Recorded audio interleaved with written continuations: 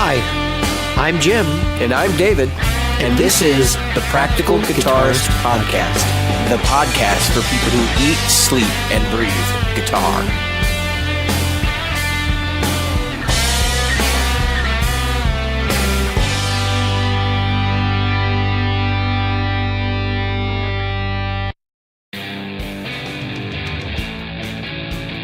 The Practical Guitarist Podcast is brought to you by Great Lakes Guitar Pickups.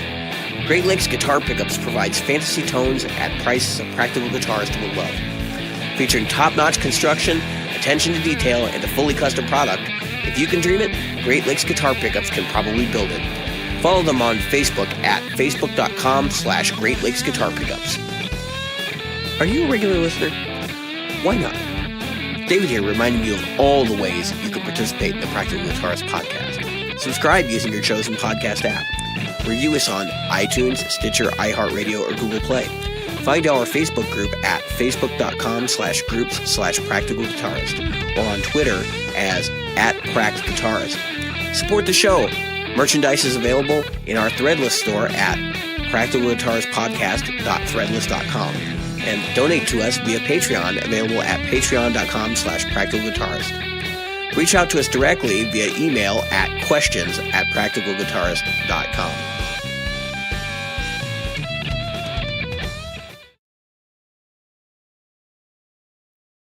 Hello, Jim. Hello, David. Welcome to Season 2, my friend. Season 2, Episode 1. We're breaking on through to the other side. Break on through. Break on through to the other side. Break on through. Break on through. Jim and I have decided there will be, I'm looking at my notes, we're actually going to map out the episodes now so that I can have a clear, consistent idea of where things are going. And we'll know how much time we're going to spend on each thing. Well, we'll try to. We'll ballpark it. So there was supposed to be a section where we were going to discuss a potential holiday plan delay. That's not going to happen. So we'll skip that. That's right. And we'll talk about, let's talk first because I have a Year of No Gear update. I think it's appropriate to share at the front of the episode rather than in the middle somewhere. Okay. So as we mentioned in the last episode, I have the 5050 from Pelican Noise Works, branded by 60 Cycle Hum. Thank you guys for making this available to Inner Circle members at a reduced price. I really like this thing, like a lot. I've always been a DoD 250 guy in general. I've just never had the good fortune to get a really good one because they've reissued them. They've all been different. You can get like the gray knob units. I mean, and it's not like a super highly sought after pedal. So you can find old gray box 250s and stuff if you look hard enough, and they're not insanely expensive. At least I've seen them go. I mean, not any more than a typical boutique pedal would be, and they were cheap to begin with. So, I don't know a whole lot about the circuit. I don't know a whole lot about all the variances. I know that I think it was a MXR Distortion Plus, or it's like some other pedal like that is the exact same circuit as the 250. But this guy's got some extra options. It's got different, so it's got some different clipping things, and I guess it's got some. It has 3 modes: sweet, normal, creamy. It's a cool pedal. Anyway, my wife got that for me as my birthday gift. My birthday was on the 11th. So we actually ordered it a while back.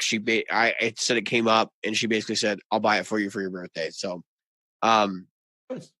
funny thing was, everybody knows on the show, I've mentioned this before, I was waiting for the King of Tone to come through.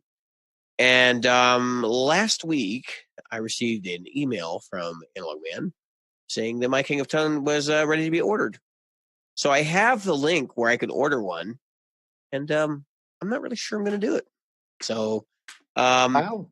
I waited 2 years. I was going to buy the pedal, and if I didn't like it, I figured I could sell it and make a profit. I've just decided I'm not going to buy one. And I mean, that's basically where I'm at. I was like, they really want to spend an extra $250 during the holidays for a pedal that they not even like.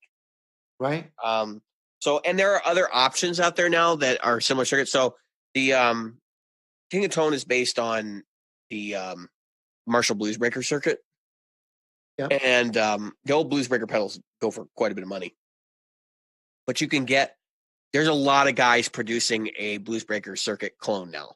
I could go right now over to Wampler and get their new one. that just came out recently. The what is it? It's like the Euphoria or something, but I don't think that's what it is. No, it's not Euphoria. Euphoria's been around for a while. But they have a new pedal, and it's based on the Blues Breaker. We probably talked about it on the show at some point. Anyway, so yeah, I balked on that. I feel like I'm making the right decision, and Year of No Gear continues. So actually, that's probably the biggest Year of No Gear sacrifice I've made so far, because I waited for that thing. I was on the list for 2 years. And I was like, oh, it's finally going to come, And then it happened, and I was like, couldn't come at a worse time. And I'm like, I don't know that I necessarily want it anymore. I mean, now that I got the 50-50, I feel like this is enough for what I want to do, which is just mild boosting. So, yeah, that's my Year of No Gear update. So for those of you who have joined us at a late stage in the game, maybe not listened to all the episodes, we have talked about this on the show a couple of times before, and I want to touch base on this again. Just to remind everybody, when you hear us, because there's been some controversy with some YouTube people and other people talking, about other guitarists and other artists. This show is infotainment. Jim and I will say things about other artists. We'll try to keep it sensible and safe. But, if something offends you, feel free to reach out to us. We're reasonable people.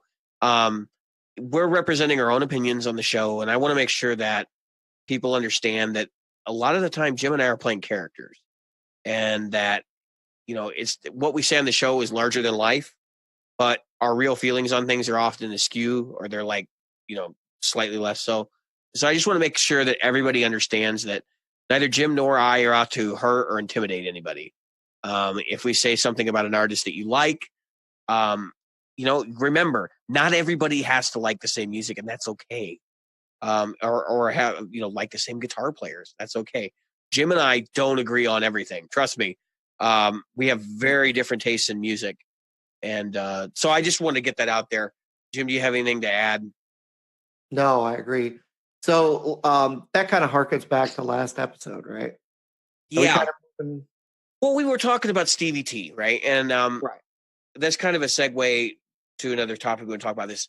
Robert from Robert's Guitar Dungeon posted a video, a reactionary piece to Stevie T's discussion of Richard Benson.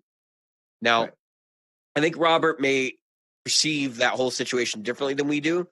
But I think we both agree that if Stevie T is like literally taking shots at people, that's not cool. I mean, it's different if you're commenting about a famous guitar player's technique and ability, who basically can shrug it off and say, I just had a rough night that night. Right. Stevie T has made some comments about people like Slash. Stevie T has intense respect for Slash. You can see in that video where he talked about Slash's covering of Crazy Train. Yeah, like he clearly does like Slash. And it's one of those things where, yeah, we'll play it for comedic value, but understand that like everybody has a night like that. And if you play a lot, believe me, you know that you suck sometimes. We all do. So, yeah. We all have a bad night. Right. And we all have, and the problem that comes up sometimes is that there's cell phones everywhere. So, you can't, when the guitar tech hands you a guitar that's out of tune, or if hot wind, which does happen on television, blows the guitar and it strikes a string out of tune, it can be hard to, figure out a way. Okay, gotta figure out a way to get this right. You know what I mean? I mean, I have been the guy that sits on stage and plays a piece and knows that like my D string is out of tune, and I'll sit there and try to tune the D string during the song. Yeah. And yeah, it sounds horrible to do that, but at the same time, it's like if I don't do this, but you can make it musical. A lot of I always try to like go way down low, like I'm doing I bomb or something, then bring it back to pitch. Right. That's what I was gonna say. It's harder to do on a Floyd Rose. Take my word for it. Oh yeah, hell with that. You're like playing, and you're like grabbing the fine tuner. That's right. The Allen wrench. Like this. And every time you play a D, you're putting your putting some fingers on the thing to pull it up or pull it up so it comes comes low, or push it down so it goes high. I may have mentioned this on the show before. I played a really small like Park District gig when I was a kid. I was like 17 or 18 years old with a friend of mine who's also a guitar player, and he played in a band that they were more of a cover outfit, and they would cover the whole like album Dark Side of the Moon from start to finish. And that's what they were doing that night. He gets about halfway through Breathe, and he's playing a Parker Fly, right? And his string breaks. Oh, and no, he doesn't stop, Jim. He actually continues. His G string breaks, right? He continues to play, and his buddy gets up out of the front row and actually changes the string while he's playing the song. Oh, wow. I'm not kidding. That is incredible. Yeah, dude, it was a feat. I wasn't sure what I was watching. I was like, what is this? And he's tuning up, and like, I'm like, how is he doing this? And, you know, like, this is insane. And lo and behold, yeah, he finished out the set. There was not a gap. I mean, the solo was a little different, but yeah, it would be. Yeah, but you know, it was okay. But wow, holy crap! Yeah, I've never seen anything like that since. So I don't know. It just goes to show you, anybody can have a bad night. It's how you recover that really matters. I think, and of course, yeah, artists like Slash, they recover. You know, like he's recovered a lot. Okay, yeah. So. Well, yeah, of course, artists. An artist like Slash, the guy, you know, he's been doing this a long time, and it's not the first time that he's probably gone out of tune. It might be the first time he knew he was out of tune. Well, you know, yeah. We won't go into that one. But if you want to read about Slash's substance abuse, I'm sure there's many sources to discuss. Yeah. That's a completely different category right there. Yeah, yeah. So, you know, that's basically where we're going to. So I want to remind people of, you know, the fact that the show is based on the idea that we try to be a little bit more entertaining. And so sometimes that means we're going to say some things that might seem a little off key. We're not trying to insult anybody. Like, that's not, I mean, recognize if we do say, oh, this guy's playing suck that night, like, it's always in the context of that night, because we understand that clearly somebody's watching these people. It just, even with the thing with Richard Benson, I mean, like you mentioned, he has 10,000 followers. So 22,000. Oh, is it 22,000? I mean, it's one of those things where, yeah, sure, the guy, you know, appears not to be able to play guitar, but clearly a lot of people are following this guy, whether he's good or not, because it may be because he's bad, and that may be, you know, making him a lucrative living. So yeah, now, all I know is that it's one thing if some of the things that I heard are true, then it seems a little bit more painful that it happened, because it's one thing if the individual is, you know, is in on it. In other words, it's a shtick. It's another thing if it's because they've had an accident or something like that. Yeah, you know, so we had that discussion today. Yeah, that's the thing it makes me feel terrible about, because Jim and I kind of had a sideline discussion about another guitar player who had been, I had seen some places on the internet many years ago when I was first playing guitar, you know, starting to play guitar when I was like 16, 17 years old. I saw, so if you know who Sean Lane is, right? Sean Lane is what was a extremely talented guitar player. I mean, the guy could do anything with the guitar. One of these people that would, you know, for example, he wanted to play with Indian classical musicians. So he said, I'm going to learn Indian classical music. And then he read a bunch of books on it. And then he went and he sat in with Indian classical musicians, and they like literally were like, where'd you learn this? Who taught you? And he said, I taught myself. And they were like, we don't understand how that's even possible, because the way that Western music is totally different. And we don't play with anyone who has not already been versed in Indian classical music. It was like this whole mind trip for them to see somebody that good. That's one of the legendary tales. Another one is where he stole Yngwie's band out from under him. There's been several things like that happen. Sean Lane was a monster. And if you can go watch any of the footage on YouTube, but the problem is Sean Lane appeared on the surface to have a weight problem, but it was caused by, I don't remember what the disorder was or the disease he had. And I feel embarrassed to say that, but he had a really bad disease that actually caused him to continuously gain weight for the remainder of his life. And when it actually led to his death, and it's really a sad story. But I remember when I first heard about Sean Lane, it was like, this guy's a monster player, and here's this video, this grainy, like real media player video of him, right? And they were all going on about how good he was, and then at the bottom of the thread, I saw somebody go, "He's just a fat fuck with a guitar," and I'm going, "What are you on?" And it's just what like what you're saying with Richard Benson, to make fun of somebody because they've had an accident or they've had some sort of disease or disability. It sucks. And if that's indeed what's happened in this case, like, it sucks. It does. And shame on whoever's involved for not doing their research and finding out the information. But it also should be a lesson to everyone. Hey, just because somebody appears on the surface to be one way, don't assume that they're that way. I really don't want to weigh in like this, but I would still say, based on the footage that I saw, which is likely the same footage that Stevie T saw, without any additional recognition, I would assume that this is an act. There's a band that comes to mind. There's a band I saw at a new metal show back in probably '98. And it was like it wasn't the Family Values tour. It was like something else. Anyway, the performers in that were like Stained and Korn. And the opening act was Mindless Self-Indulgence. I am sure there are people in our podcast group that know who Mindless Self-Indulgence.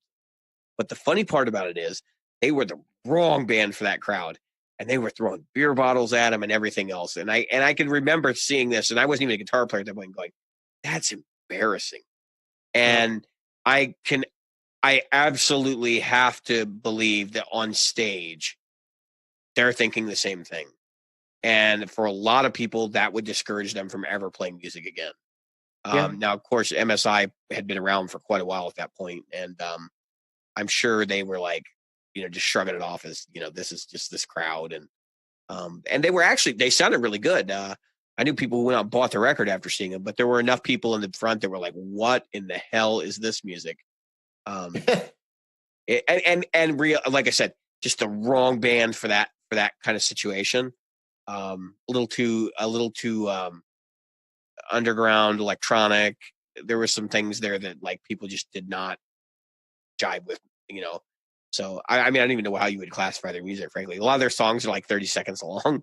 It's just this like weird rock, and it's just weird like rock metal hybrid, rock metal rap dance club music hybrid thing. Yeah, it's a very weird thing. But anyway, so I don't want to dwell on this too long. I want to kind of get past this whole like Stevie T insulting thing. I do hope that you guys all take a chance to watch Robert Jackson's video on this, and to if you feel strongly against what Stevie T did, write him a message. Let him know. Realistically, you got to understand, Stevie T and a lot of these guys, but Stevie T in particular, is kind of a recluse. He lives in like a suburban / rural area in Canada, and he really doesn't get involved with a lot of the rest of the community. You don't see him doing a lot of collaboration videos. I think he just did something with Tyler Lawson. But for the most part, he's a pretty resigned guy. And he's talked about the fact that he's got major anxiety issues and other challenges he's facing as well. And so maybe he's not really aware of his impact on the world because he doesn't interact with people all that much. So, don't hesitate to if you see something like that, to call it out. We don't want to, Jim, you've talked about it before. We don't want to get into the sycophantic stuff where people are just appreciating people just appreciating what people do blindly. Exactly. And sometimes they have to be told. I know my son. I have one of my sons. He's Asperger's, and every now and again I have to remind him that hey, that might not be a good thing. And I know I have it, but in the '60s they just called you weird. um, You weren't allowed to be different. I mean, we all have our issues. I have ADHD. I have Crohn's disease. I have, there's a number of physical problems as well as mental problems that I faced. I'm in therapy right now for anxiety and anger management, and it's something that I could be very open with for people because I want people to know you can get help and that you can go and do those things and you can live a fairly normal life. We have a lot of anxiety problems here in the United States, and it's just compounded by the fact that we have this economy and political system that's constantly churning and stuff. So if you need help, get it. Moving forward. What's our next topic? Yeah, we need to switch gears here, and so our next topic is, we want to talk about, and then this. I'm glad we prefaced it the way we did. We want to talk about people who have not changed with their music. Yeah. And you brought up one person in particular that really just hit home with me, and that's Bon Jovi. John Bon Jovi. He is very much, except for the long hair, the same dude that he was when, what's the first record they did? I can't even remember. The one that came out like 84? Yeah, no, it was a lot earlier than that. It was like 82, 83 when the song She's a Little Runaway. Yeah, I thought Runaway was in 84. Oh no. I was in San Diego. It was 83. She's a Little Runaway. So if you look at the guy, he hasn't really changed a whole lot physically. I mean, he's probably had some plastic surgery done, I would imagine. Most people in his position have at some point had something done. Yeah. Not to say that, there's anything wrong with that one way or the other. It is clearly in any show business job that your face is your brand. And so I kind of understand that. It's just, he doesn't look like he's really that much older than he actually is until you get like real close up on him. But what gets me is he's still wearing the rock music clothing and stuff. And he's not been rock music, in quite some time. No, he's been anything but. He's been pop. He's been country. He's been acoustic. By the way, I stand corrected. It was January of 84. I thought it was late 83. So there you go. You got me. All right. Hey, Jim, I hadn't even been born yet. I'll blow it up. And I knew that. I hadn't even been born yet, and I knew that. That's terrible. January 21st, 84. There was a dance club remix of it that came out in July of 2008. Oh, God. Help us all. There was a dance club. Well, we're going to get to that when we get to another topic. All right. So we're talking about John Bon Jovi. I don't want to dwell on him. What I was getting at is there's a lot of these musicians. All I wanted to say is there's a time when a musician who at one time looked cool, looked tough, doesn't anymore. That's all I was saying.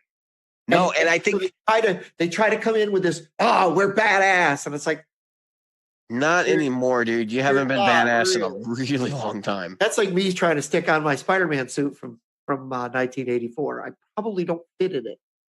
I don't see him wearing a spandex anymore. I'll give him that much. Yeah. Okay. I won't wear spandex. There was some video where I saw him in leopard print spandex. Well, the thing that got me, so he's got this cruise coming, right? And I've been at Planet Fatness every day because I'm over there, and folks, I'm making fun of myself, not anybody else. So I'm over there judging, lest you be judged. Well, I'm judging myself. Judging himself. I need to lose a lot of weight. But anyway, so I'm over at Planet Fatness, and they have this, they have these videos that constantly churn. And it's, if you go there constantly enough, which I've been going there for the last 9 days, congratulations to me.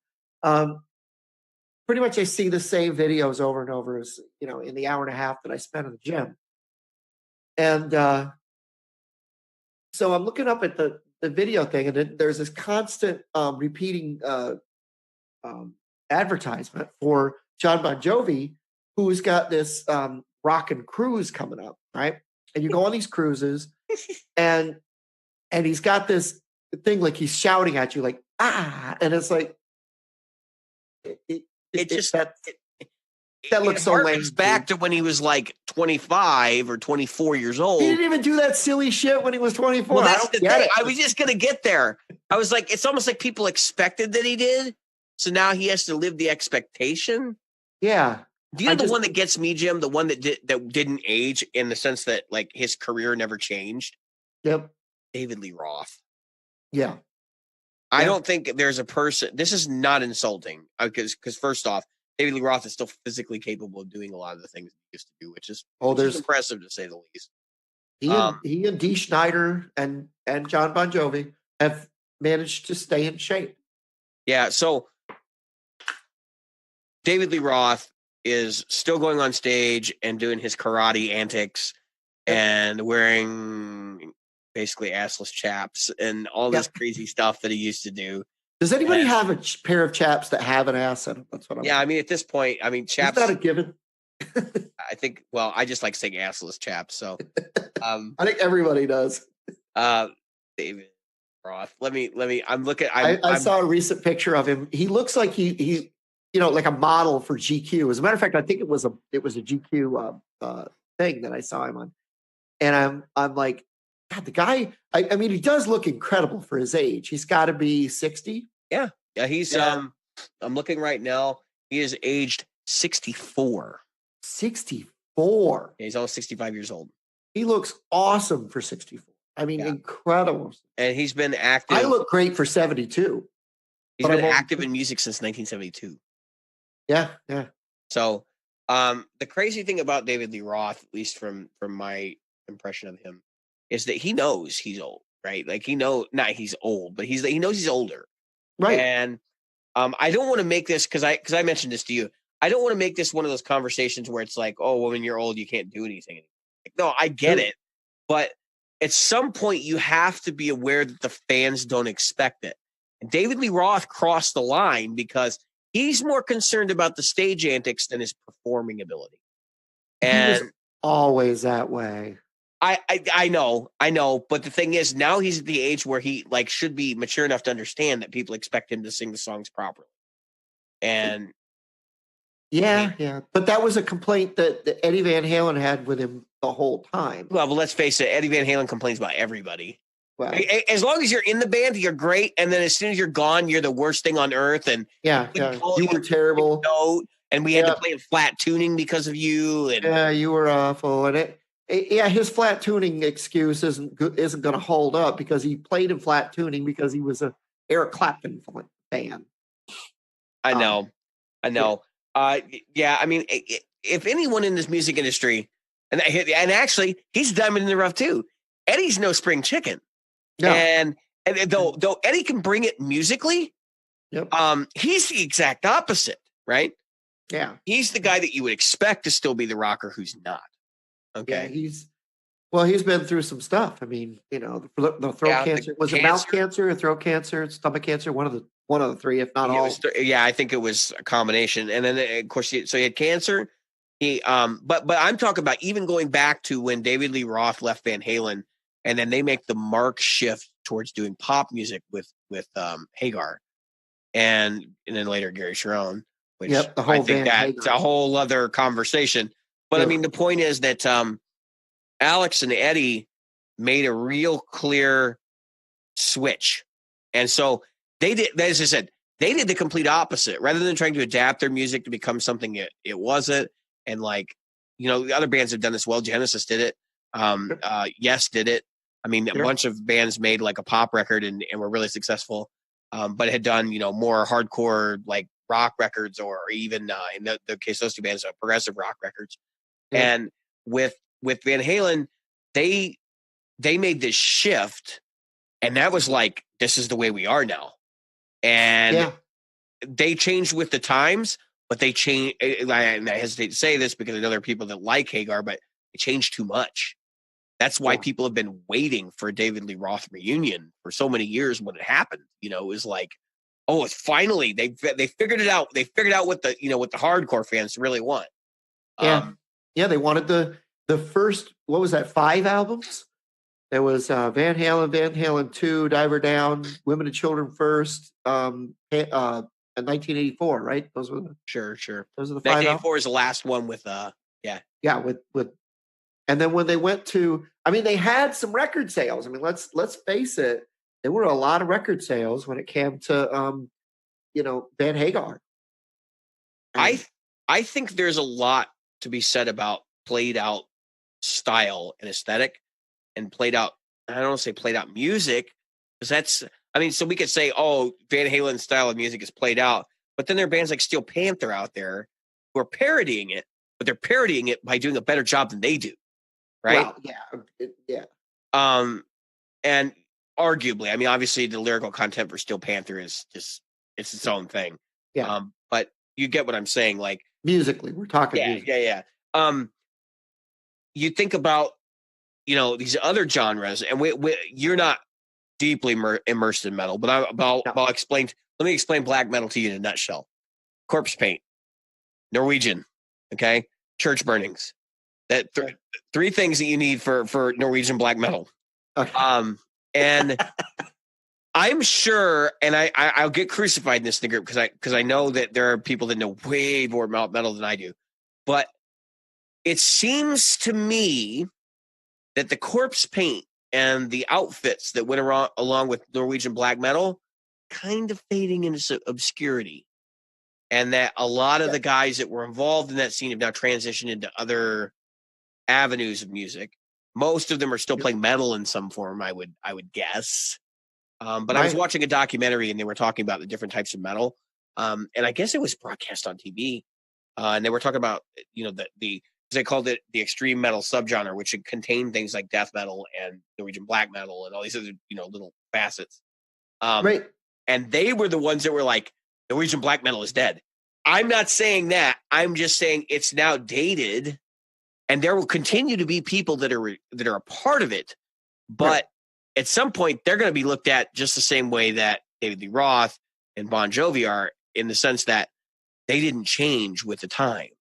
Well, yeah, going with the changing with the times thing, there's always the group of people who don't want the band to change, and then there's always a group of people sure. There's can't believe they're not changing.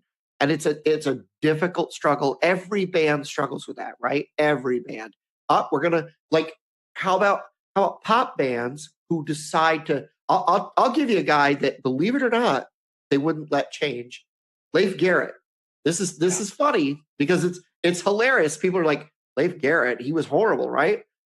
No, Leif Garrett was like, he did Zeppelin and he did all this stuff like that. And he was this really he had this incredible vocal range. He had all this stuff, and instead they had him let him around. Yeah, and they wouldn't let him. They were like, no, you cannot do that. No one would like it. No one would accept it. And so, if you come into the times, some of the greatest bands, their best albums are the ones, I shouldn't say best. Their biggest selling albums are the ones that destroy them. Take Foreigner. Foreigner was going along. Everybody, a whole bunch of people loved them. They're kind of subgenre. They were the kind of guys you could meet in a pizza place. You wouldn't even know you were sitting next to Foreigner. Yeah. And then Rolling Stone called them the faceless bands in an article I read in the 70s. They wanted to make Foreigner to be Led Zeppelin in the sense that there was a studio put together band. That's what Jim's talking about. It's a commentary that I don't know a lot of people in my generation would understand, in the sense that they were like Gorillaz are today. Exactly. And it was kind of like, they came together, and there was this singer that was also a painter in Rochester, and picked this guy up. So anyway, Foreigner comes out with 4, and suddenly, boom. Then all of a sudden, sellouts. What? REO Speedwagon. They were going along, had a bunch of hits, and then, if you can't tune a piano, you can tune a piano, but you can't tune a fish, and so on and so forth. And then all of a sudden, out comes High Infidelity, big hits, boom, sellouts. And you could probably name several bands. Cars. Styx, the Cars. They had Candy-O, and they had all that other stuff. And everybody has records before they hit. Yep.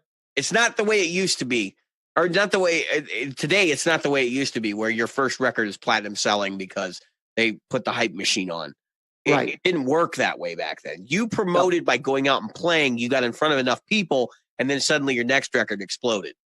You Right. know, And so many bands. I mean, if you think about it, Iron Maiden, Rush, so many bands that exploded, even though Judas Priest, there was no radio play for metal back in the day, and yet Judas Priest sold millions of Yeah. records and like huge tours. I don't think I heard Iron Maiden on the radio until I was probably 26 or 27 years old.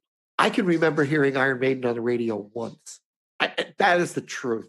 And I saw them I saw a video on MTV and saw. Yeah, it's like I was already a fan. music video. What? They had music videos? I know. I saw a video. It was for Flight of the Ancient or no Flight of Icarus, and I was like, what? They had a video? What gets me, Jim? What gets me about that is you're absolutely right. It's like they have a video, but the best part is that when they do their countdowns of like best metal bands of all time on VH1 or whatever, they make out like they played them all the time. They were in constant rotation. Oh my God, we love these guys. You didn't ever play them, not even on the freaking and by the time MTV got around to playing metal, it was all hair metal. Yeah, it was Wasp. It was it was like it was just into that moment where it was the Poison type bands, Yep, Rat. But it was earlier than Poison. And again, Rat, who was earlier than Poison? Rat was another band that had all these great albums and everybody loved them. And then they did that, round and round thing, and everybody was like, sold out. And then they couldn't find it. Let's not talk about Rat, because then I'm going to talk about their current implosion. Warren DiMattrini and everything. Oh my God, their current implosion is really sad. It's already happened before. I mean, it is literally a repeat of what happened the last time. Well, the original guy, he passed away. Well, no, but I mean, like they had another revival. Yep. And yeah, it's just sad. Yeah, there was Warren DiMartini, and I can't remember. I wish I could. I honestly. Yeah, it did. But the other guy that passed away, that he had complications from AIDS. But I think it was Rat. Man, I would get Rat and Dokken confused all the time. Oh, and then there's Dokken.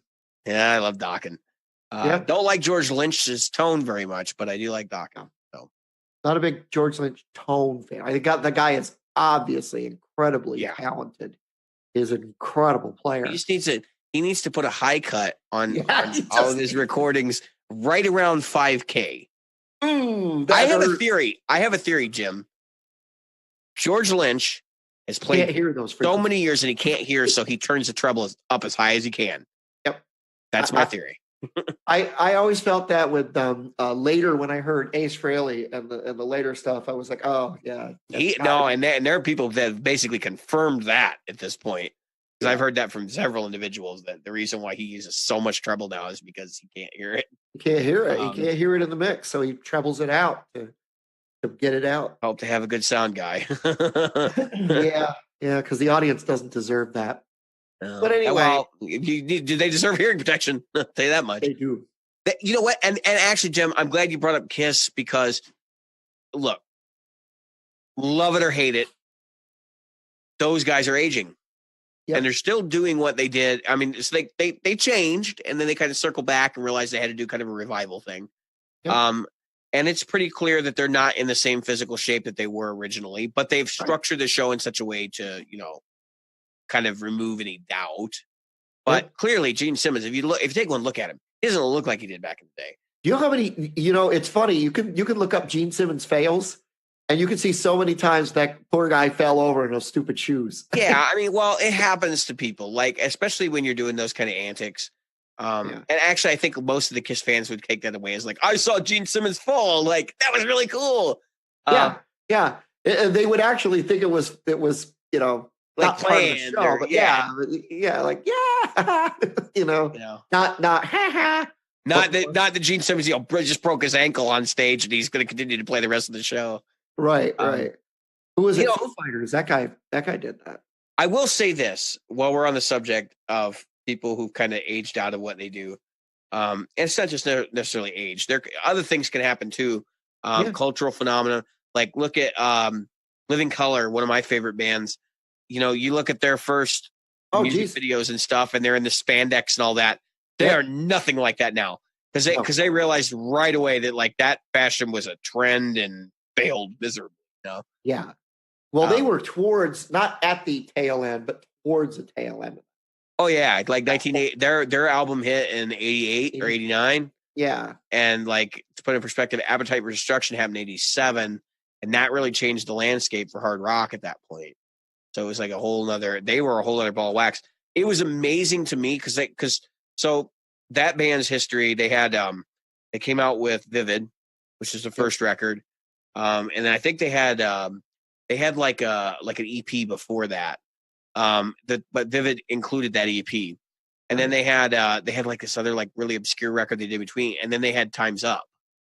Yeah. And Time's Up is better than their first record, which almost never happens.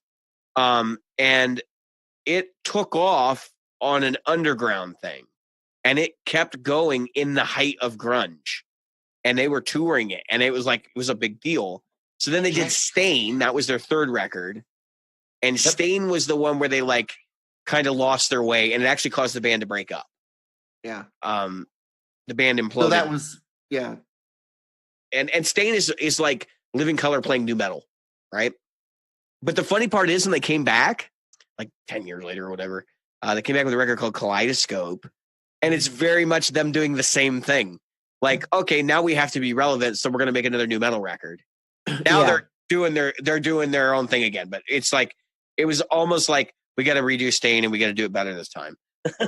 Yeah, I don't know. It was funny. Stain's a great record though. There's some good songs in there, Wall Between Us and stuff like that. So I would highly recommend if anybody's looking for some stuff to check out.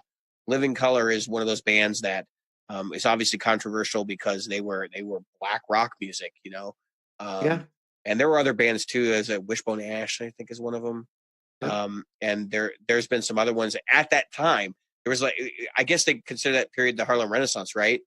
And they were like, we're rock musicians. And it's funny because Living Colour is made up of guys that play jazz and funk and fusion, and they made heavy metal records, you know, and they're good records. So I would highly recommend checking them out. Of that little subgenre, like the Harlem Renaissance rock music, I would say they're probably the best. Having listened to several of the other artists from that period, they get highly regarded and are talked about the most. So, but yeah, so I guess my takeaway from this for anybody who's listening, don't discount somebody because they don't look the part.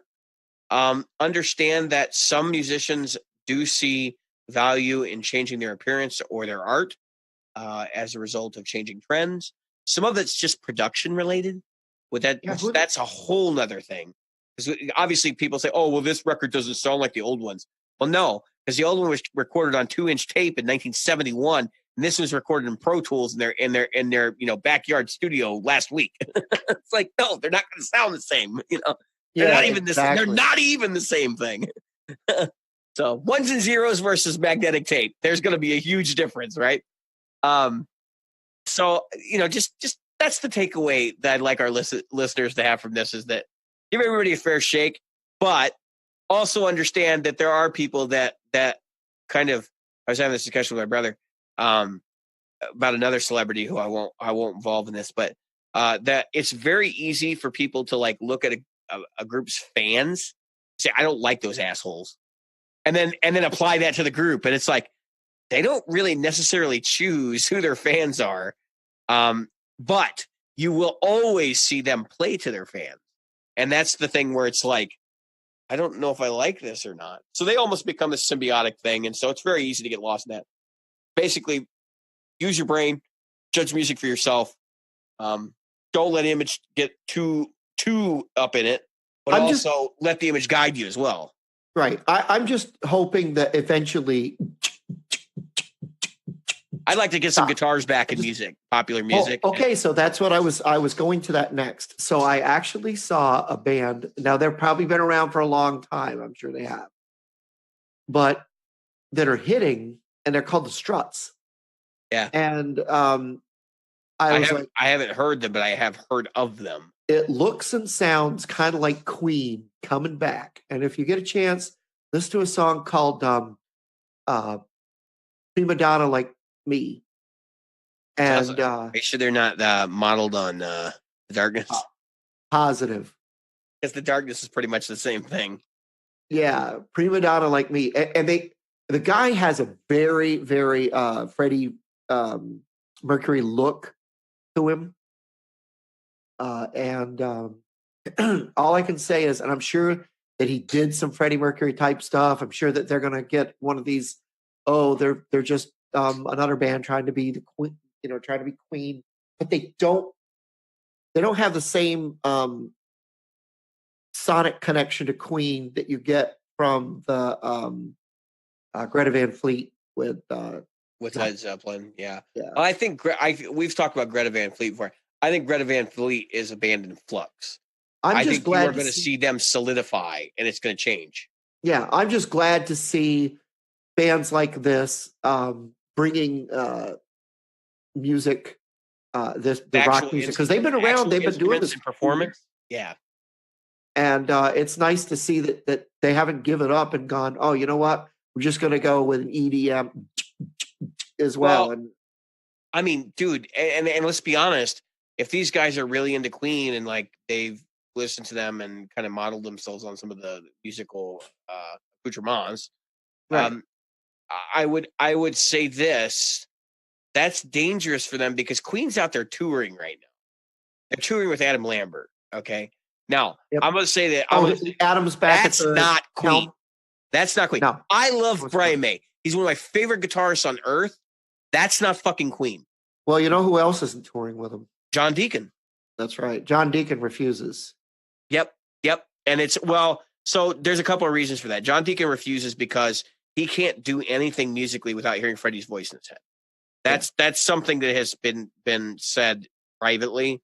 It has leaked into the press numerous times. He doesn't do interviews. That's my understanding. Yeah, no, he won't. And he wrote several of their major hits. He's the one that wrote the riff to Under Pressure. He's the one that wrote the riff to the Another One Bites the Dust. Yeah. He's the one that, I mean. Well, he wrote the lyrics to Another One Bites the Dust too, but they threw him out. Yeah. Because he wrote a song about cowboys. They did not like that. Yeah. I'm reminded of that. There's a Family Guy episode where Ringo Starr brings in, he goes, "Oh, guys, I wrote a song." "Oh, Ringo wrote a song. That's really nice, Ringo. We're just going to put it right here on the refrigerator. Just like that. See, there's Ringo Starr's song right here on the refrigerator for everyone to see." There was way more respect from me towards Queen when they toured with Paul Rodgers. And I'll explain why. Because when they toured with Paul Rodgers, it was Queen plus Paul Rodgers. They were playing both bands' material. I mean, obviously, Paul Rodgers has Well, he's got Free, he's got Bad Company, he's got Paul Rodgers by himself. Yeah, he's got all kinds. Yeah, he's got the band he was in with, or the Firm, there was a possibility he was going to be an AC/DC. Yeah, I believe it. One of the top runners for AC/DC. Yeah. What a world that would have been. So anyways, if you stop and you consider that, like, he was the perfect choice because even Freddie said when he was live, if there was anybody going to sing for Queen but me, it would be Paul Rodgers. And so they did it. Yeah. And then all of a sudden, Adam Lambert gets big on American Idol, which you know how I feel about that. I think I've talked about American Idol on the show before. And Adam Lambert had already been a professional musician up until that point. I don't think he won. I think if he did win, that's no, he didn't win. There was a lot of people that because it broke that he was gay the day before. That's right. Well, it broke that he was gay, but everybody kind of knew. Like, it was not a surprise. I know, but there was a controversy of whether or not the breaking of the news that he was gay was so that he would lose votes. I mean, it's sad we're talking about that. Yeah. And it's such a that wasn't that long ago either. That was like 2007 or 2008. That's what I'm saying. It wasn't that long ago that people were that there was the assumption, at least, that there was that much homophobia that you wouldn't. So the screwed up part about this is, and maybe this makes me a bigot, and I'll fully admit to this. Part of the reason why I look at the situation, I say bringing Adam Lambert into this band is just a mistake from the get go. Is because Freddie's his sexuality, albeit, whatever you want to call him, because he was involved with everybody and their mother. That's right. Their mother, both male and female, frankly. Right. Because the song, what's the one they do acoustically? I know what you just talk about. We were just listening to not my best friend. Oh crap. Anyway, Love of My Life. It's written for the woman that he left all his money to. Yes. So the problem I have is that it almost feels like this is the cookie cutter replacement for Freddie Mercury for them. And it's, right down to literally the defining characteristics of Freddie's life, which are like the promiscuity, of course, the incredible vocal ability, and all of that. But you know what? The funny thing is he's a pale facsimile because Freddie could do everything. He went and did fucking ballet, for Christ's sake. I won't argue that he's like the Walmart. He's like that was my idol growing up, and so therefore I should be him on stage. And that's what bothers me. It's not I should be myself, performing his material. I should be him because I was him growing up. Like that's the way I felt about myself. No, dude, no. Yeah, that said, I'm gonna give Adam Lambert I'm gonna give Adam Lambert a pass on this one because Adam, I can't say anything about Queen, but we'll give Adam a pass on this one because if somebody called me up and said, "Hey Jim, David Gilmour can't play anymore, but we want to do a Pink Floyd revival and we want you there. Can you do it?" It's not his fault. Now, I'm not blaming him. Like, let's make this very clear. Hey, he should be like, "You want me to do this?" Yeah, I would take that job. Yes, the answer is yes. Yeah, no, I totally agree, Jim. But the problem with this is not that.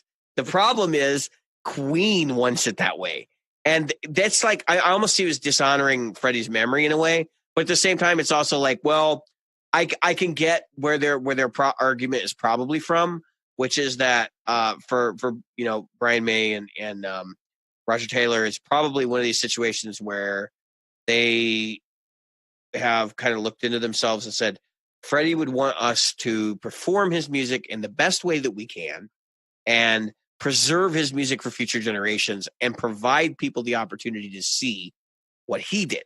That's right. And so it's almost like his music becomes classical music at that point. It becomes this thing that gets played posthumously. Yes, I honestly believe, because it would be hard for me to believe anything nefarious was going on with Brian May. I mean, not because I'm being sycophantic at this point, because how I am about that. He seems like a genuine dude. He's very genuine. He doesn't need any money. No, this is not about money. This is very much like a vanity project for them at this point. Yeah. And that's why I said I think it's more motivated by preservation. Yep. Which Roger Taylor, I don't know. I can understand that. That's the only reason why I'm like, I would still listen to them if they were playing on PBS or something. I would watch the performance. I'm not going to buy tickets. I would. If they came to town, I would be right in line. I would. See, that's where we did. I mean, I'd go see Brian May doing a solo thing. I go see Roger Taylor doing a solo thing, frankly. I just don't think I would go see Queen without somebody else headlining. And it's not anything against Adam Lambert. It's more based on the fact that this is more about, I don't know. There's too much. It just feels weird to have somebody that's so much cut out of the image of the predecessor, who is a freaking legend by all accounts. It would be like, Elvis's band getting back together with Carl Perkins and everybody, that was involved in the recordings, and then being like, we're going to tour and we're going to use this Elvis impersonator over here. What? I mean, how many times did Double Trouble tour without? They always had a different headliner, though. It's the same thing as like Queen and Paul Rogers. It was Double Trouble plus Sean Lane. Because that actually happened, by the way. Yeah, Double Trouble plus John Mayer. Yeah. Double Trouble plus... so that was like a couple one-off shows, though, right? The Andy Alidor. John Mayer thing. But yeah, no, and so that's their right. Because they're a rhythm section. And, I mean, I get that. But if they were to say something like Double Trouble playing the music of Stevie Ray Vaughan with... and I start like Stevie Ray Vaughan's nephew, okay? Because I don't know if you knew that. He says his nephew. that is a really freaking good guitar player. Of course, he's got DNA from both Jimmy and Stevie. So, yeah, that would be weird. That's like, okay, we're gonna get this guy who's got the legacy, and we're just gonna stick him in here and just pretend like it's Stevie Ray. That's weird. It's just a weird feeling I get, and I don't think it's necessarily a knock on them per se, but I certainly have my questions about it, and so I guess that's the way we should leave that. Yeah. So moving on, we spent a fair amount of time on that topic. So let's go to the one, whether it's next or not. Because it kind of segues into that. When is it okay to change a key to a song if you're going to cover a tune? So personally, I think the key matters only in the regard that if you're going to play, like, you're not going to play Crazy Train in C standard tuning. You know what I mean? Like down 5 steps or something. That's exactly what I was going to get at. So I'm in a cover band, as you know, and one of the people we were looking at doing the Red Hot Chili Peppers version of Higher Ground, right? Okay, which That's the original. Right? What's that? That's the E flat standard. Well, the original was an E flat, but Okay. they tuned to standard, so they play an E. All right, so they just did a regular standard. I was trying to think of it in like the relationship because I know I did actually know that Stevie Wonder. A lot of his recordings are in E flat. Superstition, another one. Superstition's another one that's in E flat. He liked to play an E flat, whether that was where. Well, that's because on keys it's way easier to play in E flat. So. Yeah, more white keys. No, well, it's the actually it has to do with how you transition between white and black keys, and then the repetition of the hand. There's logical reasons to play like E flat, B. Yeah, I was going to say B, E flat, or pop it, or those are the key tunings. Like, you know what I mean? That's what they use. So C major, which is probably also partially. We were talking about Van Halen. That's probably partially the reason that they tuned to E flat in the beginning was because Eddie was a piano player first and foremost. Yeah. A lot of people don't know that he was a pianist.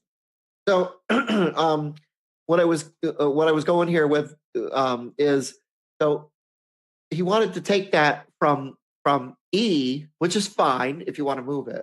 We wanted to move it to A, and I'm like, yeah, but that loses the punch. There's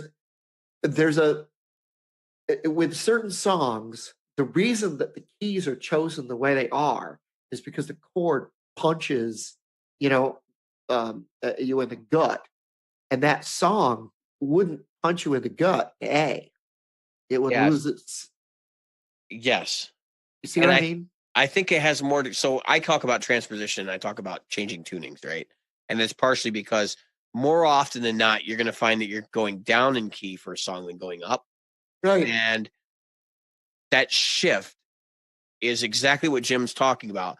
If you write a song in E standard, and then you guys decide you're going to do what I said, you're going to move it 5 steps down or whatever it is, and you're going to go to C, right? Right. Then every chord is going to be that same gut punch, and it's going to diminish. And so you think about using the Nashville numbering system. So if you don't transpose by retuning the instrument, and you basically play, like, let's say you're playing a song in E, so you're playing at the 7th fret on the A string, and then instead you're going to play it in D, so now you're the 10th fret on the low E, or something like that. That is a major no-no for doing that, because you're actually changing the voicings of the chords, which will have a profound effect on the arrangement. You can get away with it. I'm not saying you shouldn't do it. I'm just saying it's a conscious choice to do it. And so are you reworking the song, or are you performing it as original? Exactly. Like as it was originally. And so that's where you've got to like draw the line. And I've had those kinds of discussions with people before where it's like, well, is this our own version of this song? Or is this, are we trying to do the original justice? And that's always what it comes down to. Yeah. So if you looked at it where what I would have to do on a guitar, so that the chords are quite simple. It's E, G, and A, right? And there's an F sharp transition thing for, the bridge. So if you look at what you're playing, if I'm going to move all those to A, now I've got A C and D, right? Yeah, And you're I playing got inversions and everything else to make it work. I mean, exactly. And so how am I going to make that A punch the way an E does? I can't. not unless, And the bass not unless you tune it down. and the other thing is that the keyboard player doesn't think about is the bass player is playing a lot of octaves. I mean, that's Flea's Yeah. thing, that pop and slap octave thing. And when you move that to the A string, you've taken away his ability to go one more set for octaves. You know what I mean? Can I ask a question? And plus, now he thinks it'll sound because he's on a keyboard. Well, his part will sound fine. Yeah, And he's only doing it because he doesn't feel comfortable playing in the standard tuning. no, he Now, wants to sing it there. okay, so it's about the vocal. And I said, no, then I'll take it because I can sing it there. And so here's the thing though, when you take it to the A, the guitar player can move and the key, like you said, I can rearrange it, It's a but giant it will sound that's like, not like the chipmunks should be doing it. yeah, I was just gonna say you're going from E to A. So think about that for a minute. That's a huge fucking leap. Exactly. Either that or I'm going It's down a to where half I'm going. octave. Yeah, I'm going down to Yeah, dude. Like, why don't you just get a subwoofer and a fucking whammy pedal? Because that's what you're gonna need. and a lot of times that's where musically you need someone that can understand what you're talking about. And unfortunately, this is not one of those keyboard players who, the old joke, how do you get the keyboard Yeah, player right. playing, take away his music? He doesn't really read sheet music. And he's limited in that he knows minors and majors. He doesn't really know sevenths and ninths. Yeah, he's not doing any of the extended chords. No, he's not extending at all. He does sometimes. He's a vocalist who plays keys, is what it is. And there's a lot of people like that. I run into him myself. Yeah, I never knew that there could be like a cowboy chord version of a keyboard player. Yeah. So here's my thing. And I think this is some good advice, and I think you may want to apply it to your situation. If you are changing the key of a song by more than a whole step in either direction, you're doing it wrong. Yeah. You're doing it wrong. In other words, that's not the song you should be singing. Nope. Now, and usually, see, Jim, to your credit, usually if you're a vocalist and you need to shift, it's not a half step. It's because the song is not written for your, you're an alto or you're a tenor, you know what I mean? Like you're not the right voice for that. And so people have to accept that sometimes. Yeah. And they just have to say, hey. So I'll give you another example. So we do an Eddie Money song, the one, I Think I'm in Love. There is a particular intro that I have to do that needs open strings. Mm-hmm. It's kind of like that 8-6-7-5-3 on Jenny thing. Right. It uses open strings. Now, of course, the original is in E flat. I can take it to E, and I can sing it in E. So I don't need to tune down for it. But the other guy wants to sing it, and he wants to do it in C. I'm like, that's fine, but now you're going to have to play those chords because I can't do them. They require this much distance on the fretboard between the notes. Not going to happen. Unless I'm going to put a capo on there. That's not going to happen. and then it would sound like dog shit. Yeah, right. Because it would be like, and it would be out of tune too because you use a capo. Look, I know everybody's like, oh, capos don't, if you put it, you install them right, they're not out of tune. Bullshit. I can hear when you have a capo installed. I can. And it's not a terrible sound. Like I when I hear it, I kind of know like instinctively that's a capo and they're doing it for a certain reason. But I have one of those too, Jim. He's holding up his Steinberger design capo. Yep. And the NS capo. Yep.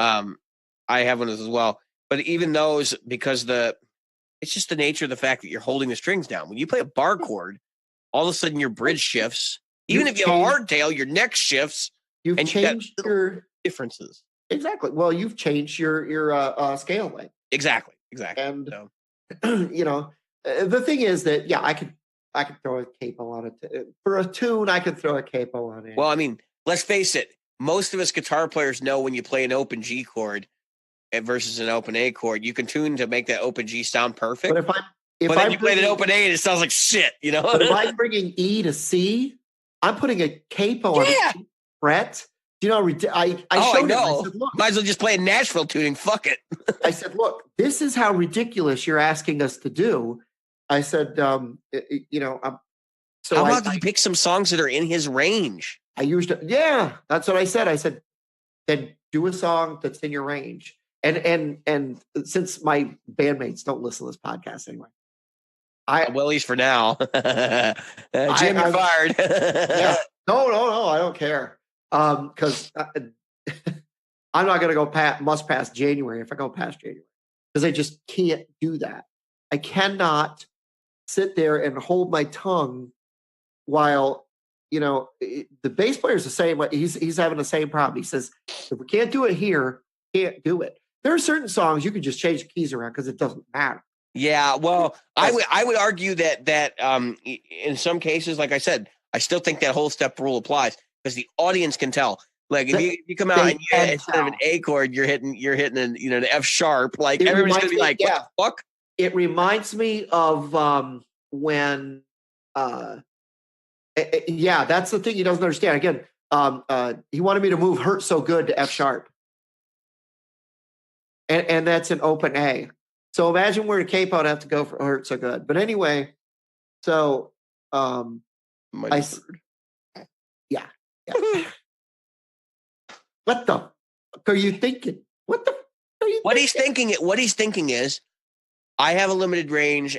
I like these songs, and I want to sing these songs and these songs only. And the reality is, he needs to figure out what his range is and start finding material he likes in that range. I think what he thinks is called be a professional. Right. Well, okay. So I'm going to take the other side of it, even though I don't. I know. So there was a television show back before you were born, in the days of dinosaurs and cavemen.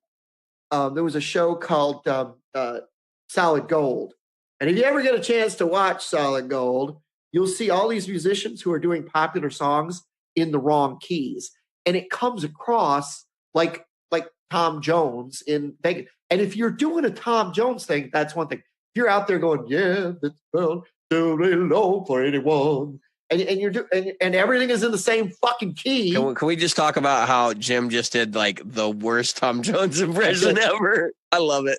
I did an awful time because I am not a freaking lounge singer, or an opera singer, for that matter. You know, yeah. And well, then I can't really hear myself, to be honest with you. But you know, you're out there, you're going Star Wars. Soon as we make it, hell yeah, run Star Wars. You know, you're freaking. You know, it just sounds lounge singer. Take any money. I took it. I said, here's what you're doing, and I took it and I put it in software and I moved the song down to C. I said, this is. And it went, take me home tonight. I don't want to let you go to your cedar land. Or whatever. It's like Barry White singing. Yeah, exactly. Oh, that's awful. I was reminded of the awful rendition that Pink did of Benny and the Jets recently. Oh. So, yeah. Well, we could talk about Metallica doing Prince. I would rather not. I would rather not. That was awful, and they should not have done it. And whether they meant to be, whether they were trying to do something nice or whatever, I don't know. What is our next topic? So anyway, change the key more than one step in either direction. Yeah, be careful. I mean, typically, people will bring a key down. There are songs I have to bring up because I have a higher voice, I have a higher range, you know? Sure. And so when I try to sing lower stuff, as you can see, it doesn't really come across. But Jim, you do know the songs that are like perfect for you, right? And I choose them, right? You know, recently I did a solo gig a week or so back, and I tuned the guitar down a step just to make it easier to sing through the night. I tuned the whole guitar down a step. But you know what was beautiful? I did yesterday in the original key. Because yesterday was tuned down a step, and they played it with a G form, even though it's an F song. Yeah. Just a. So our next topic is kind of what I had slated a lot of time for this. I'm going to try to run through my part as fast as I can.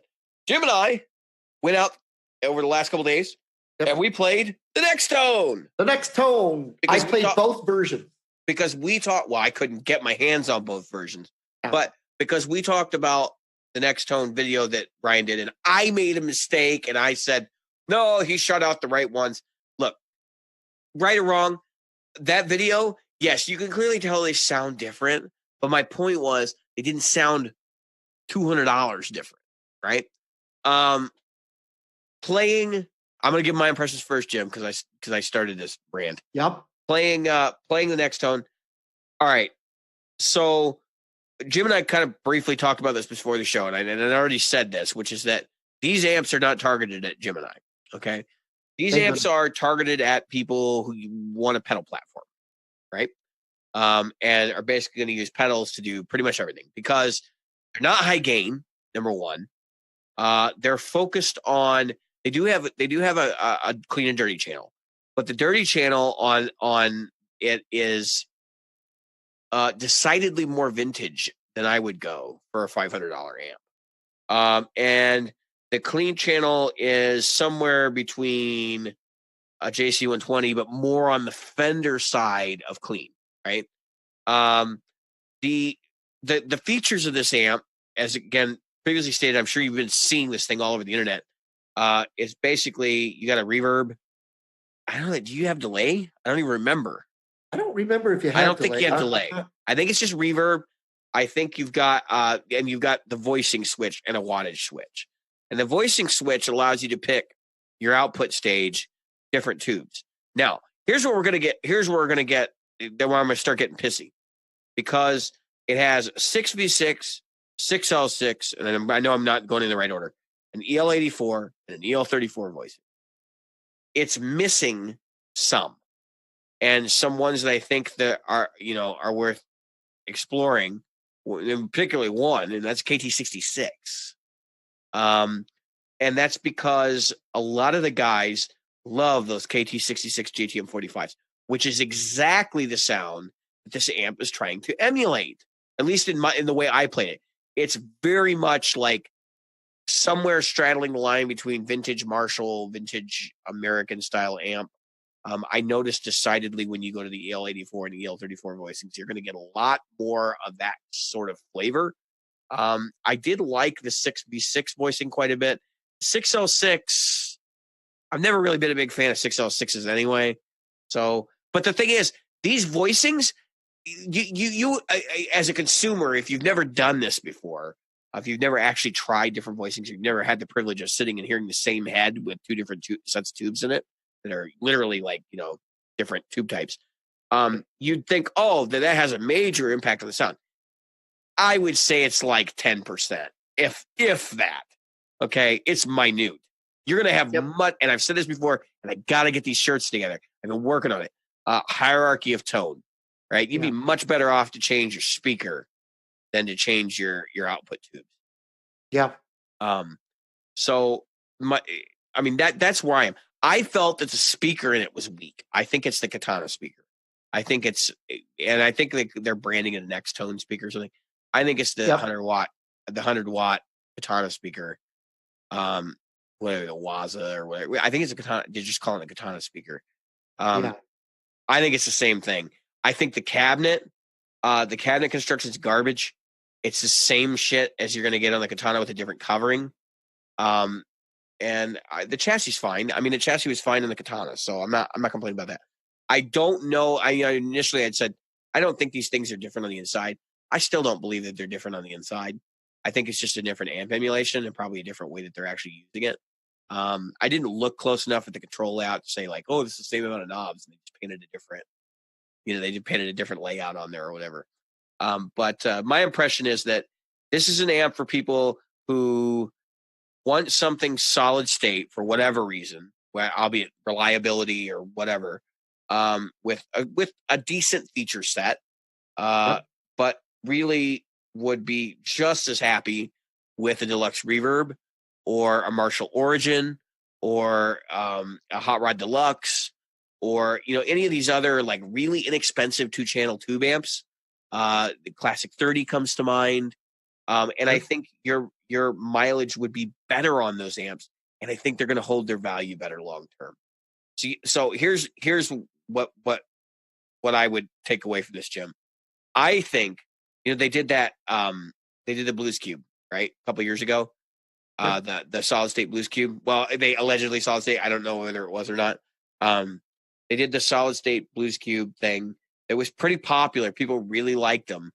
But they were popular with a certain set of players. I think this is literally the same, not the same amp, but the same concept and marketed at those same people. Right. It's slightly cheaper, I think, because I think the Blues Cubes were $6.99. So you get the Artist for what the lower Blues Cube cost. I might be wrong. Yeah. But go ahead, your take. So this was my take on it when I played them side by side. So I played Katana 50, a Katana 100, Katana 100 1 or 2x12, as well as the 1x12. The 80 and the 40. They had them all sitting nice and like they were. Jim, come in and try them all together, right? Yeah, and they've been doing that in most of the places I've been too. Yeah, so they were right there in the little cubicle things that they have at Guitar Center. Try the art. There's the Artist there too. It was all there. The Artist, the 40, the Katana 50, the Katana 100, the Katana 100 1x12. They even had 2x12, and 1x12, and they even had the head sitting on top of some cabinet that they have for it. The built-in cabinet. But I didn't have to do that because I was like, I've already got it. So I tried them all together. And in the cacophony of Guitar Center, as well as sitting down and playing, it does have delay and reverb, by the way. It does. Okay. Yeah. And there's a tap. I thought it might. Yeah. I didn't use them.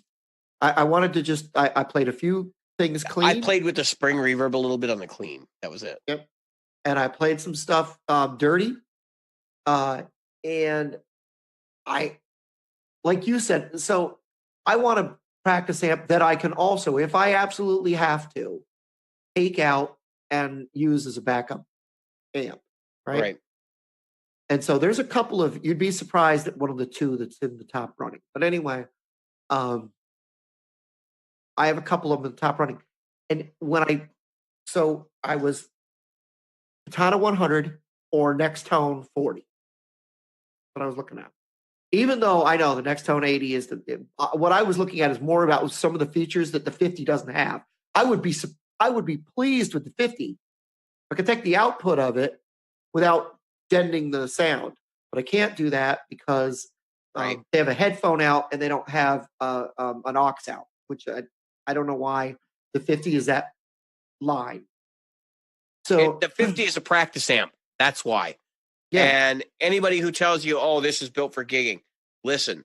If it doesn't have the foot switch and the direct out and all those different things that you're expecting to get in that amp, it's the practice model. Yeah. And so that was, and that's what I assumed, and that's where I went. But anyway, as far as it went, I did not. Not only did I not hear $100 difference, I didn't hear enough to make me go, I would pay extra money for that at all.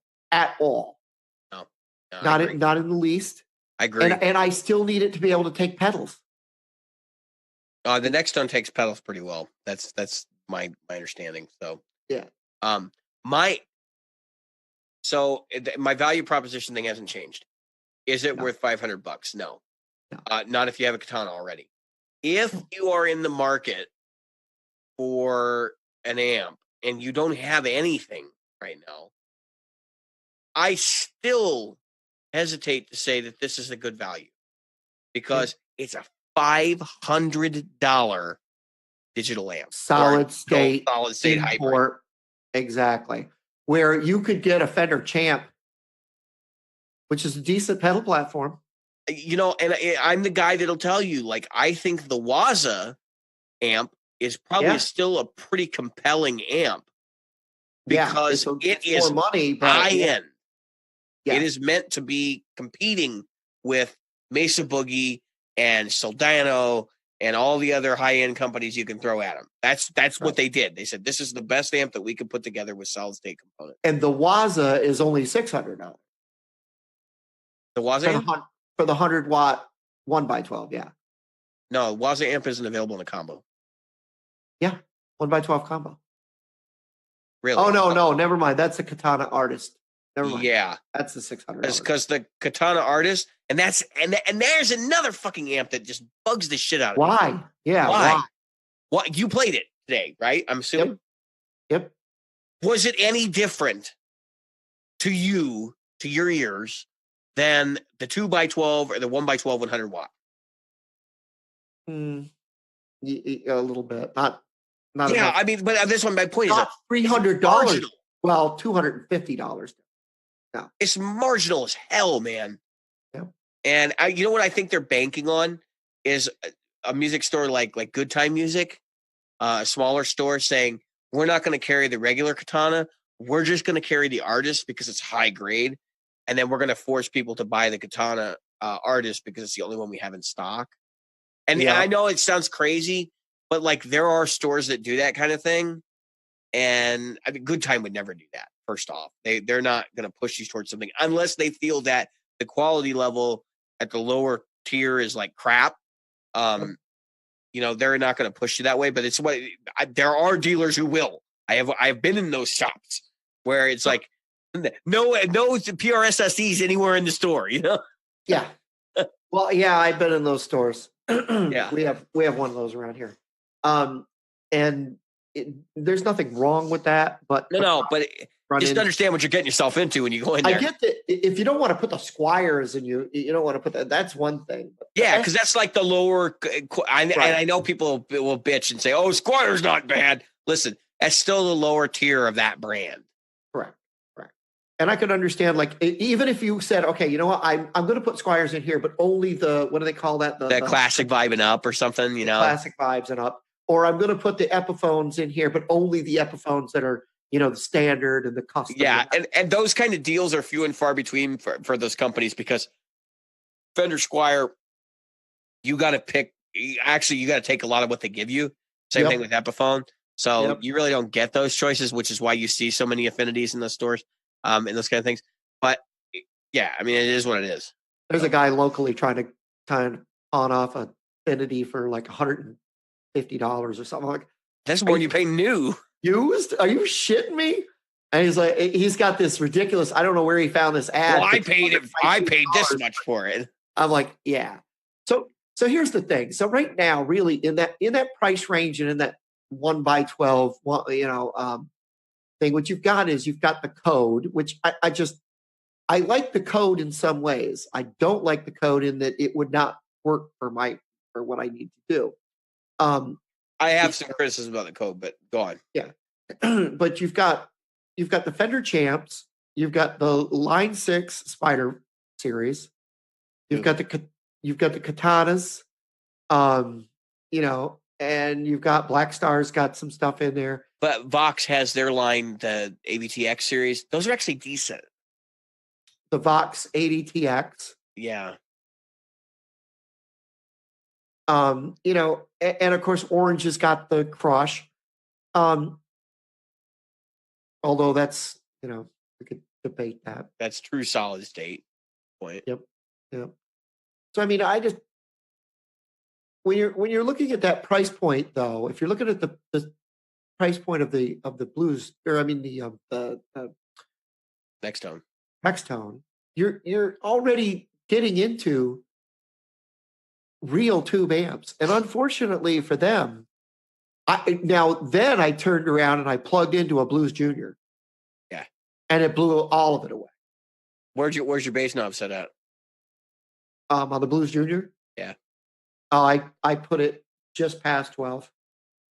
And where was your master? My master was pretty low. Probably. I'm telling you right now. I'm telling you just as a warning. That amp will not handle that bass if you turn that master up loud enough to get any sort of saturation going. It will. Yeah, you have to bring the bass back. You're going to have to pretty much take it out. I've seen people running Blues Juniors with the bass on 1. Not 1 o'clock, 1. Yeah, but at what volume? With the master at 5. Yeah, I can see that. As soon as you hit saturation, that speaker does not handle it. That's why everybody swaps that speaker for something. That's right. I was going to say that's why that's. But it's not just the speaker. It's a cabinet. It vibrates like a motherfucker. Those amps are really popular because they're the cheapest amp that Fender makes that's quality. Like that's a tube amp. But saying that, understand that they make some really good stuff, and that doesn't necessarily make it a great amp.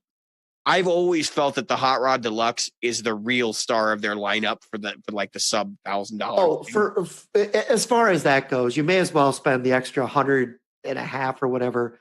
Get yourself a Hot Rod or a Deluxe. Yeah, unless you don't want to carry it around because they're fucking heavy as hell and they're loud. So and they are really loud.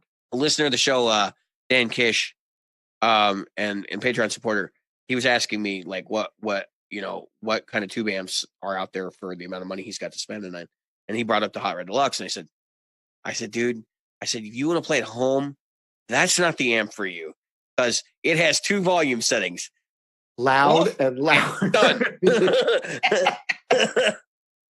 If you really, that's the thing that people don't get that don't play guitar, especially tube amps, is you can turn a tube amp up to where you can hear it, and it's there. I would describe it as acoustically dead. But it does not.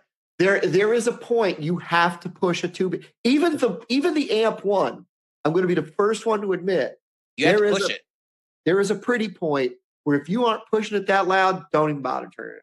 Yeah, well, so Jim, what you're describing is also speaker saturation too. Yeah, and that's something that people neglect. That's why I like my Mark V. I'm like, man, I was playing it today. There's some clips on Instagram of me really sucking at guitar, and I liked the one that ranked, and it sounds really, really good in the room, but I could not play that at my place. I just cannot. My neighbors would kill me. Yeah. Do you want to see a crucifixion? Wait around. So maybe we'll get it on Instagram. That amp has 3 volume settings. It has reasonably quiet.